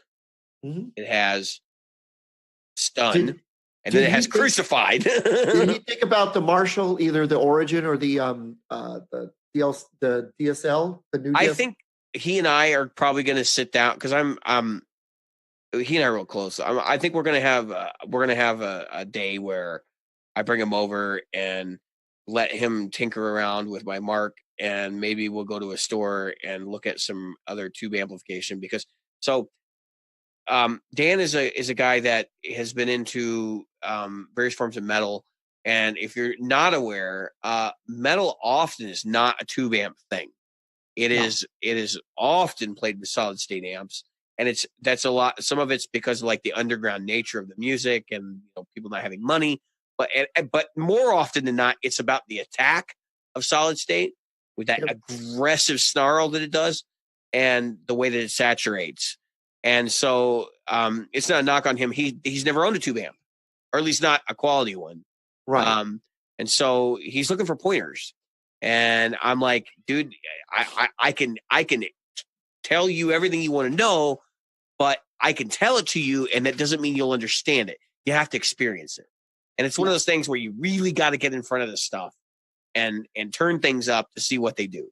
Yeah, for Fender, for metal, I don't know if Fender would be one of the things that I would. Well, no, he's looking for a couple different things, and that's another whole nother topic. He's looking for something that's got good clean sound. He wants to be able to do like a bluesy thing, and then he also wants to be able to do metal. And he's kind of looking at one amp, and I'm going, for the amount of money you got, you're really going to have to compromise and decide which sounds you. The Tremonti. I'm telling you, you should try a Tremonti. You're not going to do blues with a Tremonti. I know people are going to say, you can. Listen, you're not doing the power tube saturation thing. And so if you're looking for those typical 70s era, blues sounds, you're not going to. I don't know if you're going to find an amp that can do both. Not for the amount of money that he's looking to spend. They do exist. Rivera is a perfect example. Say. What's that? Rivera would be a perfect example. Oh yeah. Even the 2 channels Riveras are capable of that. Yeah. But you can't do it at the same time because you're not going to have 3 channels in a $600 Rivera. No, that's what I was going to say. If you're under, is he about $600? He's in that ballpark. Yeah, then I would definitely be considering either, Marshall. I would consider Marshall, or I would consider Blackstar.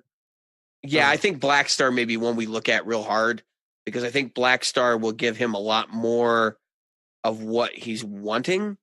And I'm kind of reevaluating my impression of Blackstar because I had that one we talked about. I had that one Blackstar amp that was like everybody was raving about, and I bought it and I was like oh my God, like what are you people on? And then I was young enough and I was stupid and I was watching YouTube and I'm watching these guys talk about it and not thinking about like Blackstar giving them free ones to review and stuff. So yeah. Well, I think that the dark days of Blackstar are over. I think they've had to clean up. Well, they wouldn't survive if they weren't doing something right. Right. I mean, but you've also got, the Origin series is in that price range. Yeah. So the Origin is a good blues amp and a good clean amp, but it's not going to be a good metal. It's not going to be not a great pedal. I would put the Friedman BEOD out front and be done with it. Yeah. Because I played the Origin. It's nice. I like it. Yeah. Well, you could put a Friedman in front of the pedal, right? Yeah, the BEOD, right? Their overdrive pedal. Yeah, the BEOD, and the BEOD it's super expensive. That's $200. Yeah. I mean, it's more expensive than a Metal Zone. Yeah. But it sounds better than a Metal Zone. So now, when I said the words Line 6 Spider, you cringed. Now, why is it that you cringe when you hear the Spider? Because the Spider is totally the amp that Line 6 produces that is marketed to people who never bought an amp.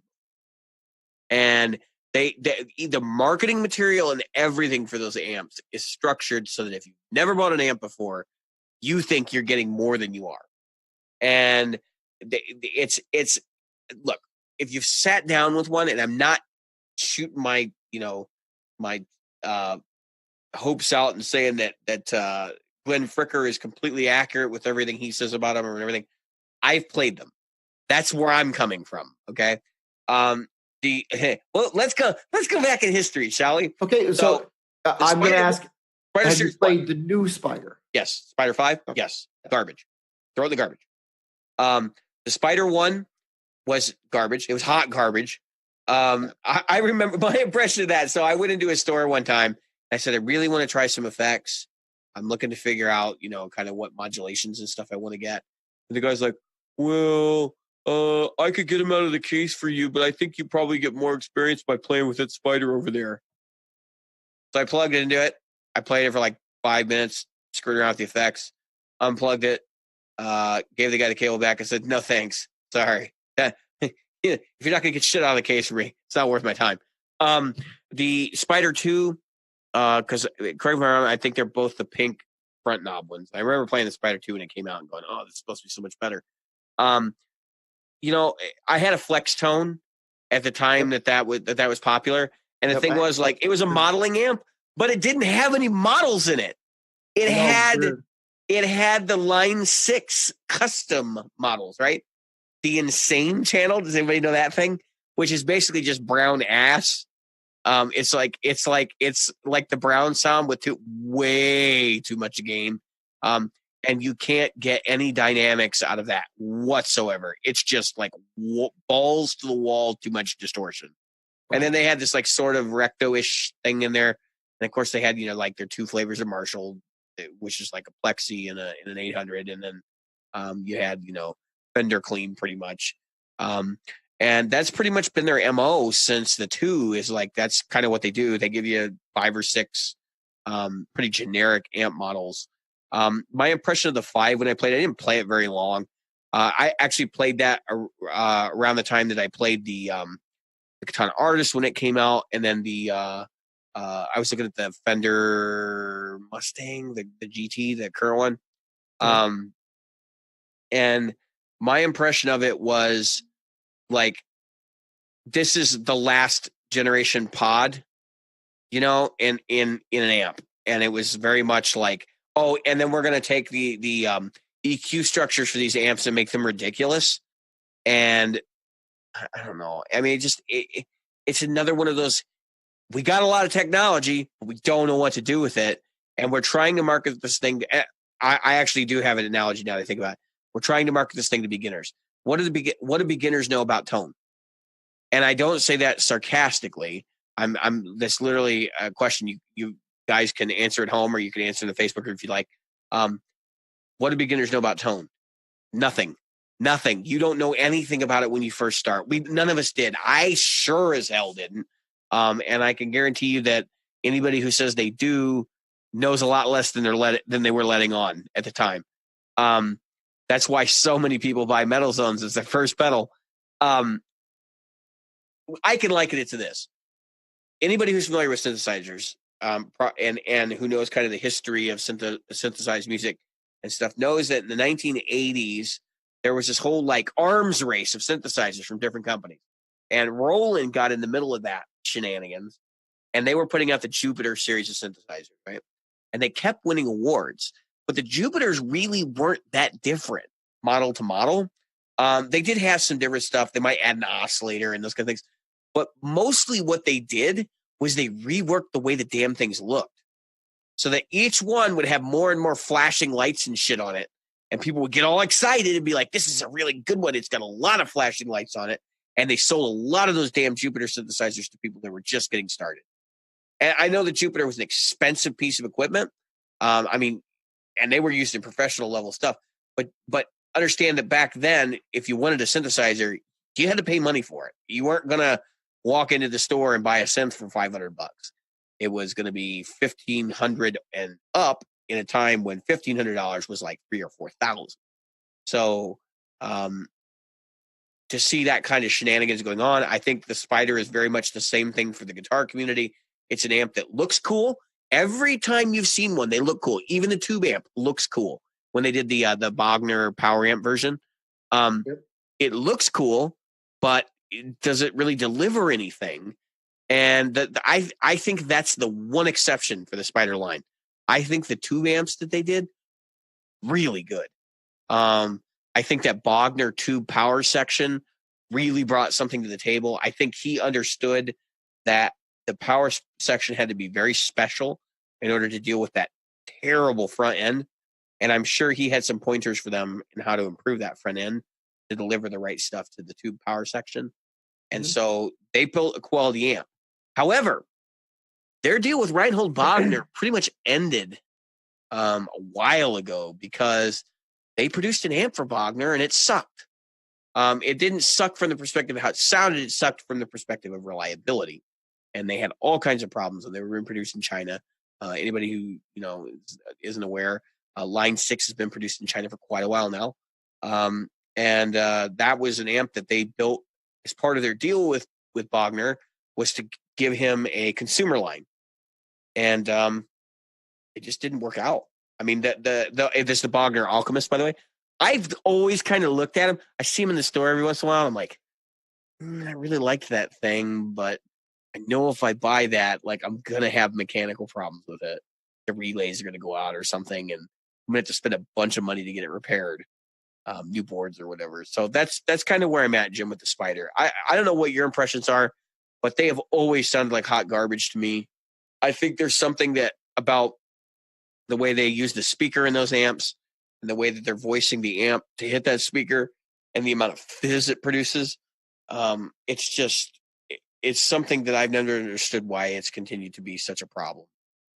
Line 6 should learn from their mistakes. So, yeah, I tested one recently, and I was surprised by some of the stuff I could get out of it. But again, that was in a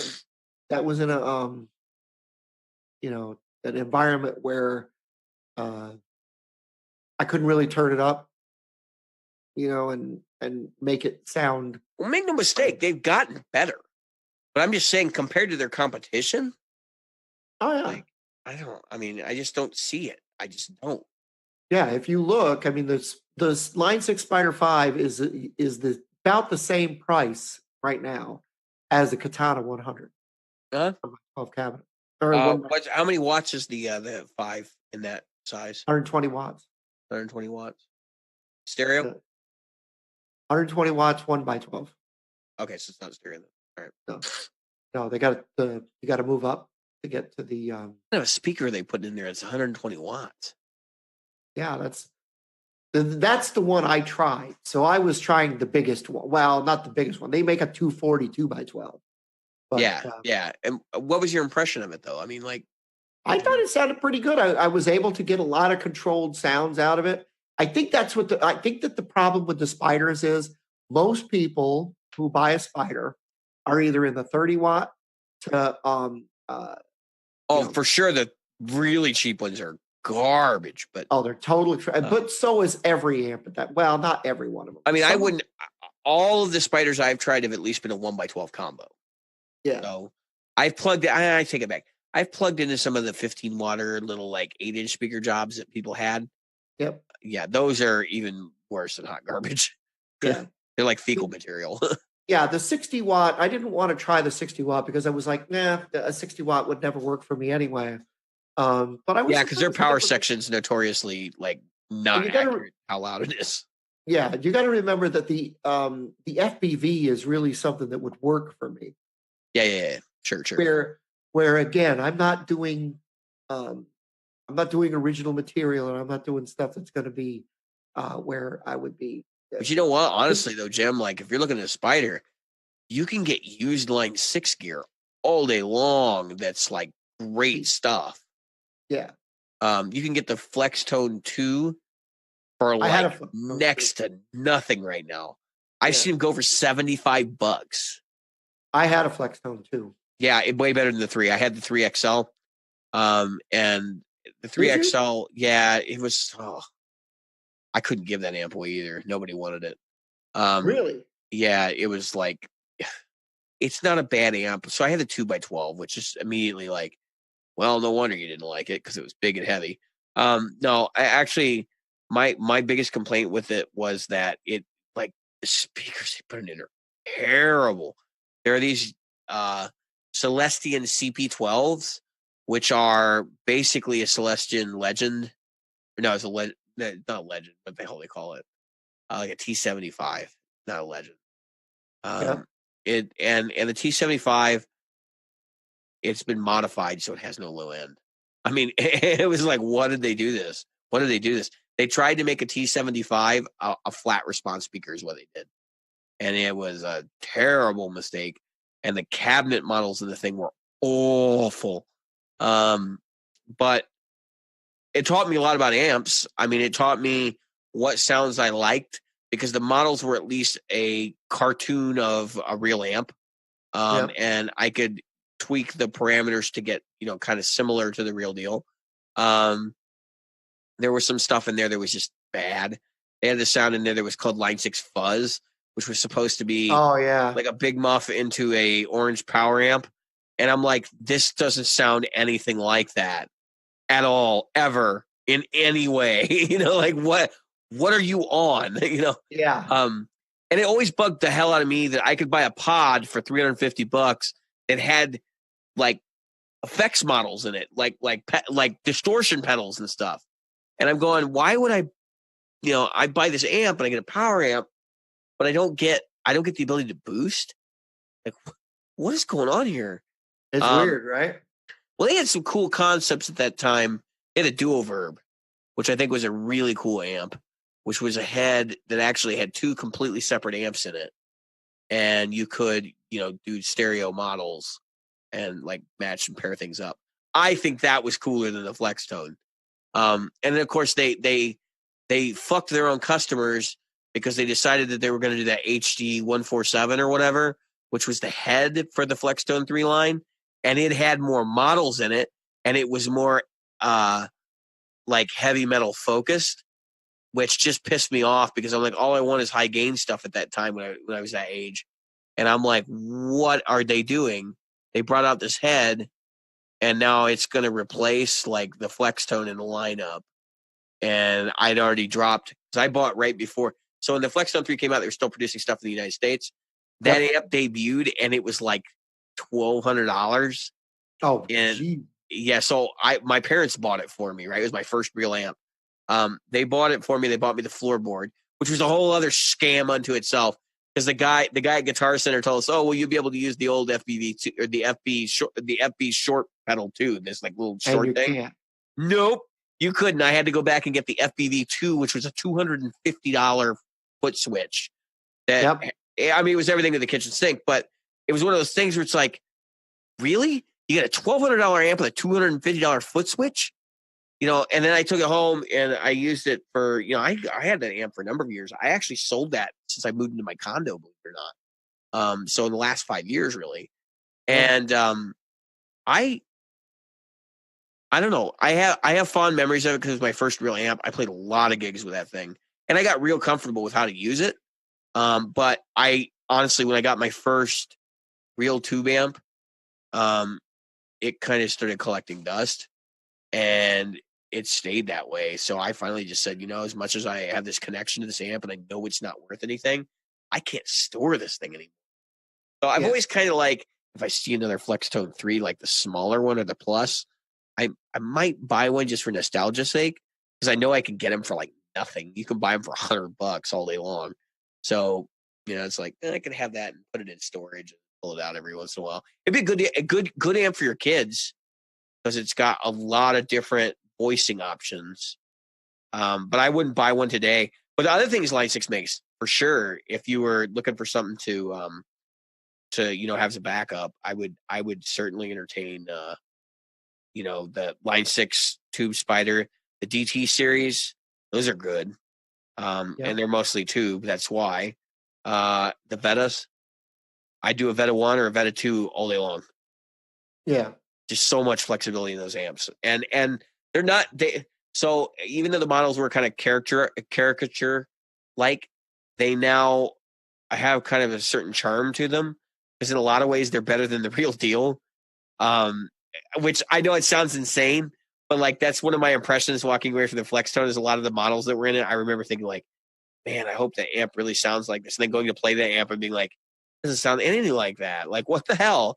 And thinking like the Flex Tone actually kind of sounds better. But it's a very idealized tone and it's not realistic. So that's why I say it's a caricature. Veta is loaded with the same models. That's why I was kind of pointing it out. Yep. I don't know. I don't know what else to recommend you, Jim. I mean, honestly, for the amount of money you're looking at the Katana, over and over. The Katana is probably what you're going to end up with because if you're looking to spend like, what's the Katana you're looking at? $350? You're looking at the 1x12, 100 watt. Yep. So $350. I mean, what are you going to get tube wise for $350? I saw PV Classic 30 head today. That was $350. Yeah, it's so hard to find. Like those things are in some areas. Those things are so easy to find, but in my area, no. Well, I mean, you can always do that Guitar Center, like order me a used one from somewhere kind of deal. If you don't like it, turn it away. To be completely honest with you, if you like the Classic 30 amp, you're going to like the head more because you can put your own speaker with it. And that's always been the weak point for me with the Classic 30 is the speakers they put in terrible. But again, I think they do that because they for one, they're trying to save money in the amp. Number two is when you finally get one, like you can swap the speaker out and not feel bad about it because you didn't pay anything for the amp anyway. So, I don't know. I mean, there were so a couple of years ago when the 5-watt amp craze was going on, like there were a lot of really good options for inexpensive tube amps. We had inflation since then, and I think it's become a real challenge to get a good tube amp for around $500 now. That like you will feel is a great quality amp and doesn't have any compromise. As I'm saying, if you still really want a Blues Junior, get one, try it out. But I have a feeling, Jim, you're going to flip it because I would not buy one anything but used. Number one, because they are an amp that, like, they're an amp that's highly sought after. They hold their value, But the thing is, you're still going to take a hit. And I have a feeling once you get that thing cranked up to the right volume, you're going to be like, I can't do this. It's not what I expected. Well, yeah, that's why I've been thinking about a solid state as a backup because I've already got a tube amp for a main amp, so a solid state would be something that okay, this is only for practice, and then sitting here practicing, which I can turn up, but I can get But you loud. still have like a crate or not crate. You still have like an Orange Crush, don't you? Little. Yeah. I mean, so you need a backup more than you need a practice amp. The practice amp is the bonus. Right. It So, can do both. Exactly. Yeah. I mean, really, that to me, the only thing that really fits that bill is the Katana. Do you guys have box at your Guitar Center? Do you have like the 80 VTX or whatever, 80X or whatever? I check those out just as a check off the boxes kind of deal. They are decent. They're kind of a little bit more far removed from the idea of modeling. They're a little bit more kind of akin to what you would get out of if you were to compare to what is it, the Spider series, because they're like their box's version of kind of wink wink. Is that the ones that are Valvetronics type thing? Yeah. So, but they do have a tube in the preamp, and I think the tube in those actually does do something. I think they're using a inverter. Which is used to warm up the signal, but it's also used to change how how it reacts when it hits the power section, which I'm sure at this point is Class D. Basically, right now, if you're buying anything is digital, 9 times out of 10 is Class D power supply or power system. So your volume's coming out of that. That's how you get quilters with they're like the size of a book, but they're like 150 or 200 watts, but I don't know. That's another option. You could look at Quilter if they got them. But I honestly, I mean, I was just thinking there was something that you probably should investigate. It'll come to me later. If I think of it, I'll throw it in the show, in the group so that you can see it. But I don't know, man. Like the katanas. So the thing about the katana is they do hold their value because they're real popular. So I don't feel like you're missing out there.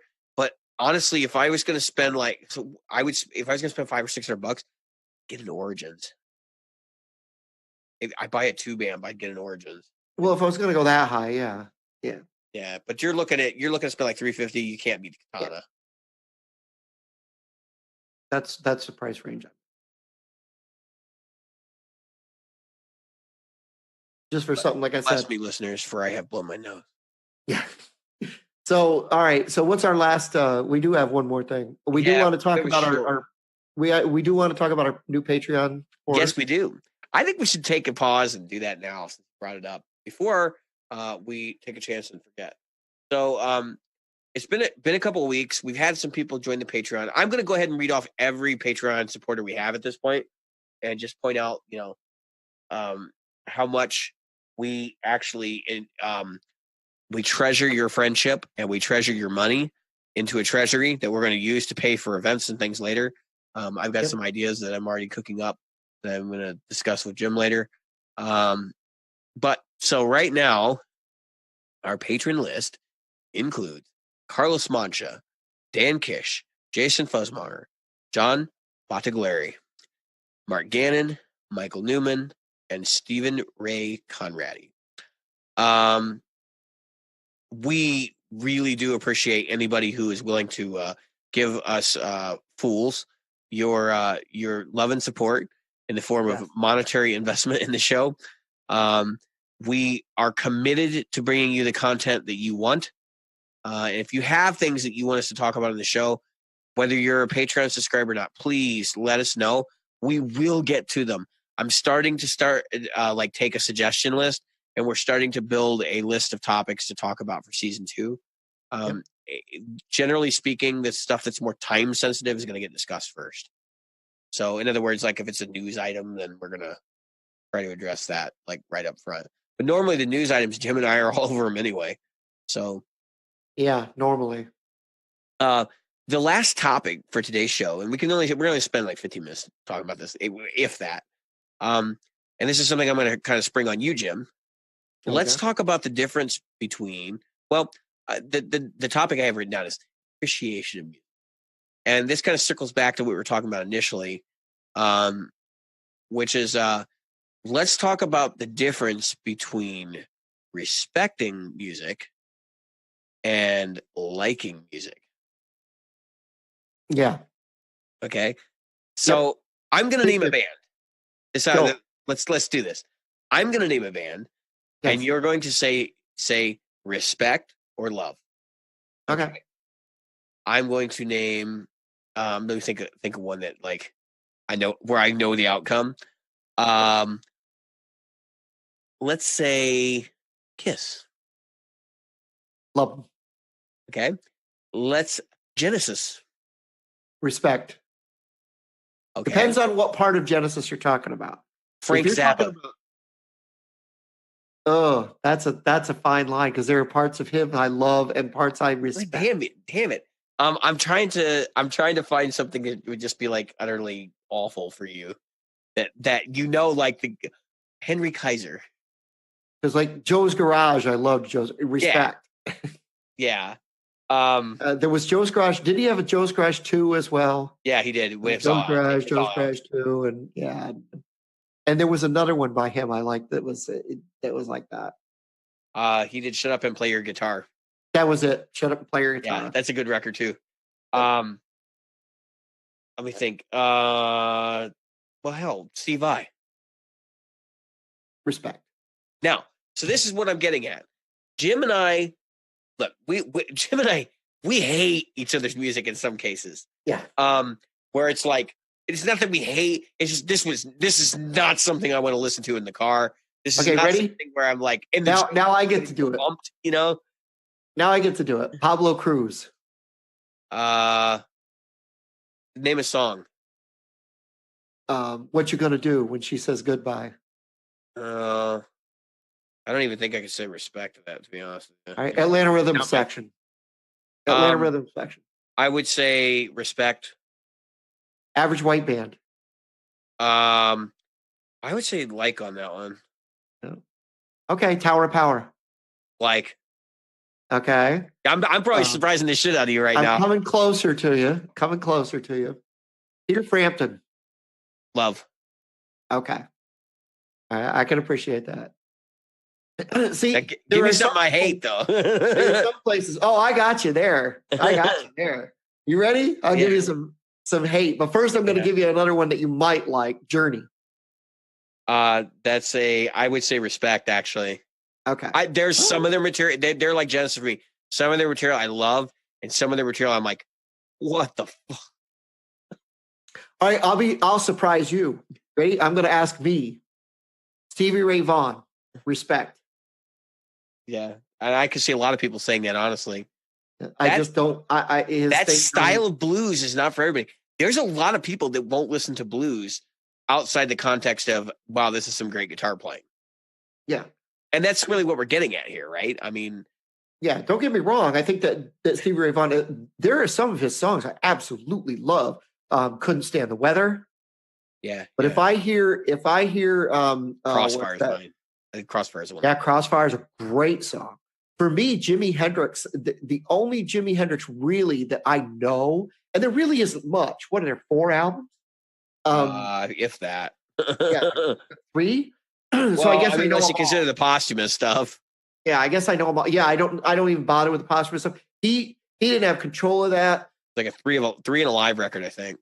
Yeah, that for me, yeah, the Live Blue Angel Blu-ray or DVD, that's the only posthumous release that recorded release that I kind of listened to. But for me, Jimi Hendrix, I can only think of maybe 1 or 2 songs that I don't like. But when it comes to Stevie Ray Vaughan, for some reason, I can stomach it in small doses. But if I hear one more time, if I hear that song one more time, I'll go bananas. My What is it? my criticism of Stevie Ray Vaughan is the tone. It's irritating. Oh, some of it is. And it's not look, watch him on live at El Macambo, that's what he really sounded like. Like if you listen to him on, Couldn't Stand the Weather or something like that, chances are that was just the way it was recorded in the studio. And like that's not what he really sounded like. I know people are like, oh well, but that is what he sounded like. Listen, his thing was a lot of mids, and there is no mids on that stuff. So and that's my whole take. But the gut reflexes, and this is the moral and fable of our episode this evening, which is that you can listen to somebody, and I'm gonna harken this back to Stevie T. There's been some people in the group being like, oh, Stevie T said this about whatever the guy's name was, I can't remember, Richard Benson, because I had to think about the song for the episode. Yeah, Richard Benson. Yeah. So I get it. You don't like Stevie T's humor, okay, and that's fine. But to sit there and say he can't play guitar, you're making a big fucking leap. You may not like me saying that to you, but you are, because the guy can play. He really can.